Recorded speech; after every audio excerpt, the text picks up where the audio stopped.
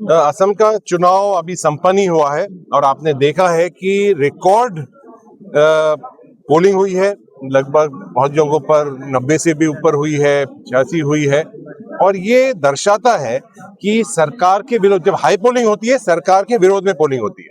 ये एक तरह से नियम बना हुआ है पूरे देश के अंदर। और जिस तरह से मुख्यमंत्री है वहां का हिमंता बिस्वा शर्मा, उसकी आप भाषा देखिए, बॉडी लैंग्वेज देखिए, और इस तरह का जैसे कोई बहुत ही संवैधानिक पद पर रहते हुए एक बहुत हल्की बात करने के लिए, राजनीति का जो स्तर है वो इतना नीचे गिरा दिया है हिमंता बिस्वा शर्मा ने। देश का सबसे भ्रष्ट मुख्यमंत्री, उसके ऊपर माफिया, उसका पूरा परिवार, उसकी बीवी, उसके सारा जो भी उसके रिश्तेदार हैं, उनने पूरा असम को का ठेका ले रखा है, प्रॉपर्टी डीलर का काम कर रखा है। और आपको हैरानगी होगी कि बाबा रामदेव को 60,000 बीघा जमीन वहां दे रखी है। अडानी जैसी कंपनी को 40,000 बीघा जमीन दे रखी है। और अंबानी जैसी कंपनी को 30,000 बीघा जमीन दे रखी है। तो ये तो प्रॉपर्टी डीलर है या ये मुख्यमंत्री है, ये हमें अभी तक समझ में नहीं आ रहा है। सर, भारतीय इतिहास में पहली बार बॉम्बे हाईकोर्ट ने ईवीएम जांच की बताई है, क्या कहना चाहते हैं? देखिए, ईवीएम के ऊपर किसी को भरोसा नहीं है। आप किसी भी गांव में जाएंगे, किसी भी आप इलाके में जाएंगे, वहां एक व्यक्ति, हर व्यक्ति कहता है कि अब पता नहीं ईवीएम के अंदर हमारा वोट डल रहा है नहीं डल रहा है। तो जब जनता को इसका भरोसा नहीं है तो ईवीएम के इस्तेमाल क्यों कर रही है सरकार?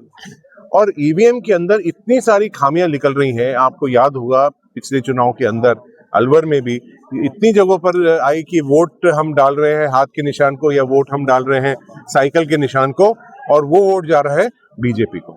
तो ये पूरा का पूरा मैनेज्ड है। हमने देखा है कि इलेक्शन के अंदर ये किस तरह की गड़बड़ी करते हैं। और एक उदाहरण नहीं है इसका, 100 के 100 उदाहरण है जिनमें लोगों ने पिटीशन कर रखा है।